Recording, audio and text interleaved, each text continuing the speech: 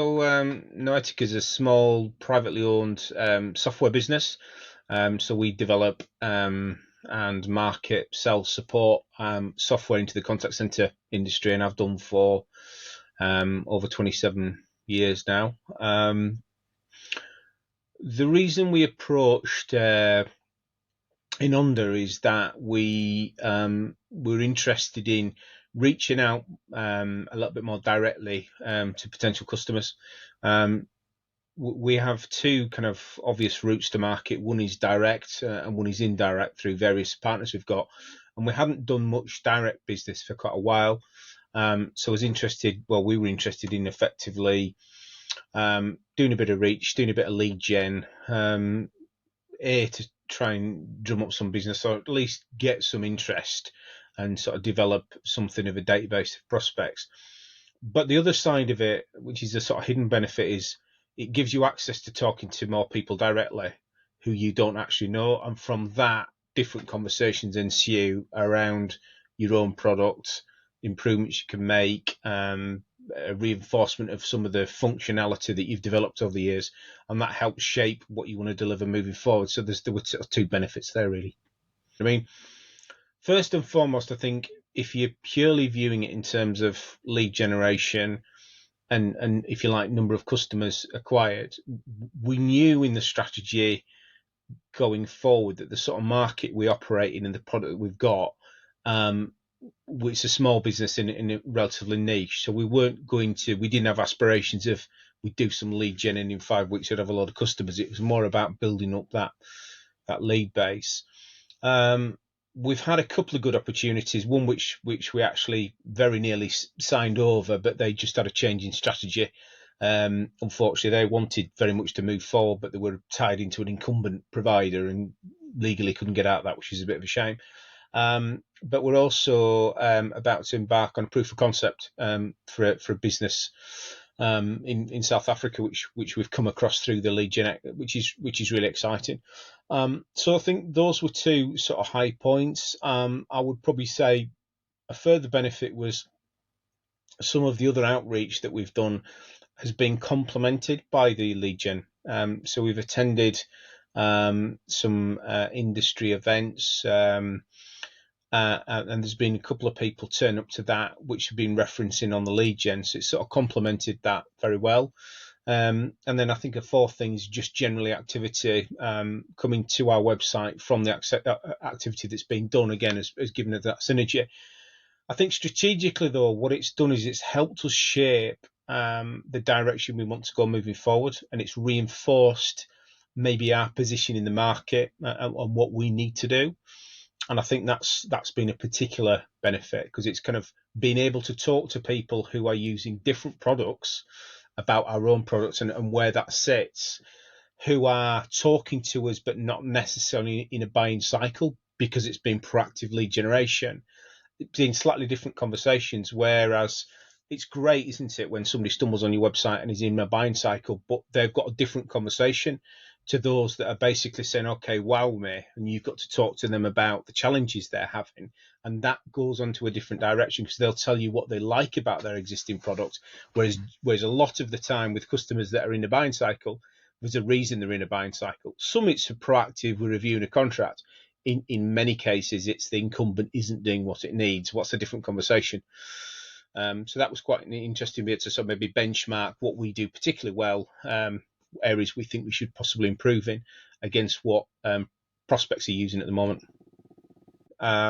So with the channel type business we get, the great thing is you get opportunities that are heavily validated. Those have been checked before, to some degree, before you get them. It's a customer who's in the market for something, that potentially got a budget and they've got some idea of what they want to achieve. Which is great, but you can go, you have less control over that, because if that channel for whatever reason dries up, then you're high and dry, because you don't have a proactive control of that at all. It's all reactive. The other thing, as I say, is you're getting everything, which is great, which is closer to your sweet spot. The downside, it's quite an insular view of the world, whereas having that outreach to effectively cold prospects, really. It's a different, like I said, it's a different type of conversation.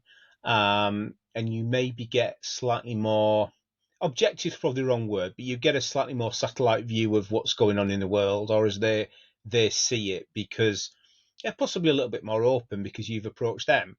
Um, Whereas, if you get an opportunity through channel or even a recommendation, there's a degree of loyalty and respect, which is great, but they might withhold some of those. So I think that the journey we've been on for the last 12 months is we've been asking questions of our strategy, and I found it useful having that communication going on as well.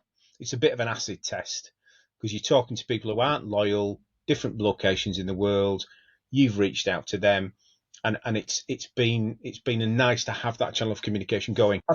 I think what it did in the end is it's reinforced probably what we know about our product set. So I think if I were to summarise our kind of position, we have a variety of functionality in our product that is extremely beneficial to people in our industry.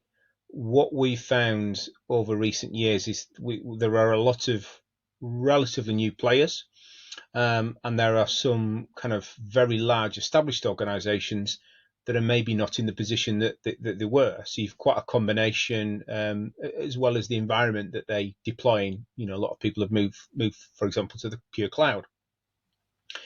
So I think what it's reinforced with us is what we're good at, we're very good at. And what we're very good at is considerably different to most of our other competitors. I think prior to, if you go back 18 months ago, we were maybe a little bit more concerned with some of the functionality that we didn't have compared to competitors. Whereas what the last 18 months has shown us is it's sometimes those differences that are your USP.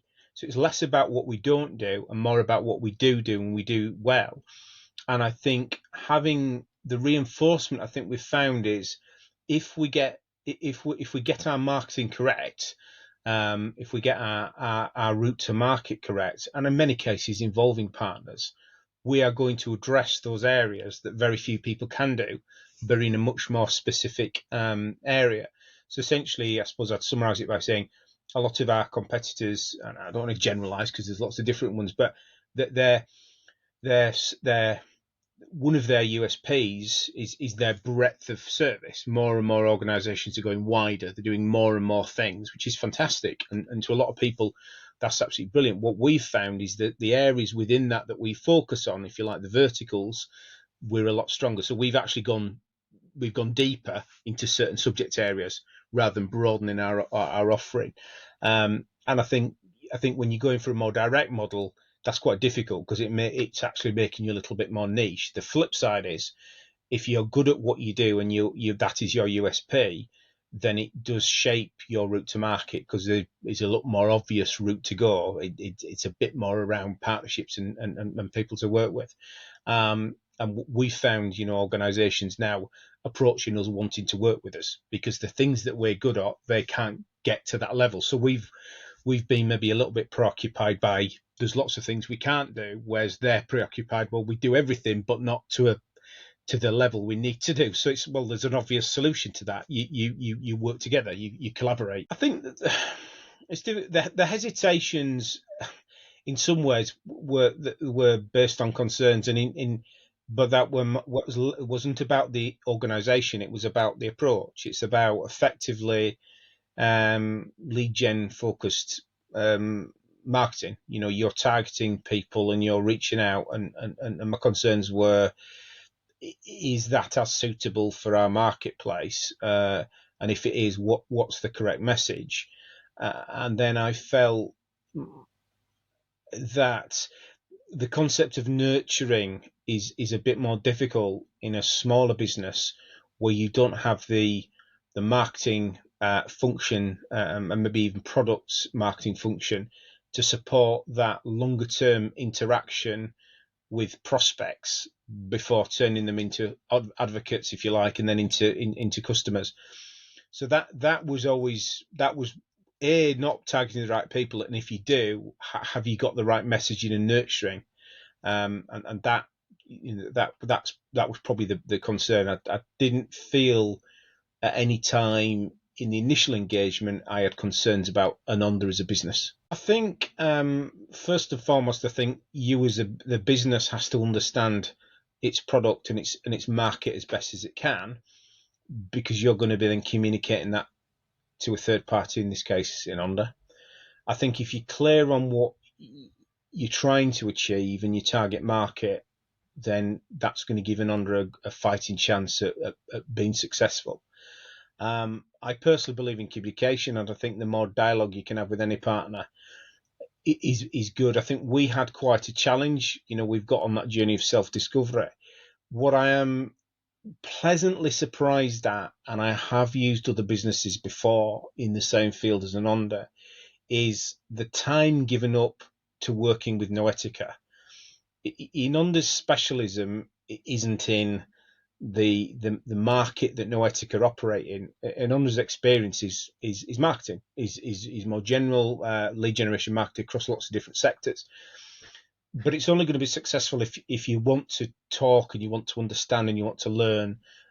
And that was something that time has been given up on a weekly basis to communicate between the two organisations, which is great given the fact that INONDA's business model, like most people, is largely done as much automation as you can do. There was that ability to want to communicate and exchange of ideas. So it's not just like this is a model, this is a machine. We pour things in and out pops it. Yes, there is a strategy behind that says it is a sales funnel. We get the metrics, and if you put X number in at the top, you're going to get a percentage out the bottom. We understand all that, but the ability or the appetite on INONDA's side to try and understand our business and exchange ideas on things you could be doing maybe differently was very refreshing. And again, probably more than anything, has helped reinforce and shape the strategy that we'll adopt moving forward.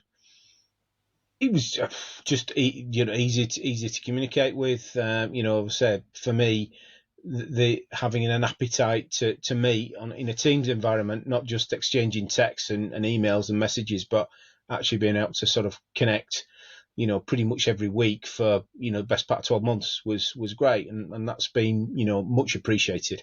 A lot of people pay a lip service to relationship management but fail to deliver it, but there has been time has been devoted, and that's been appreciated.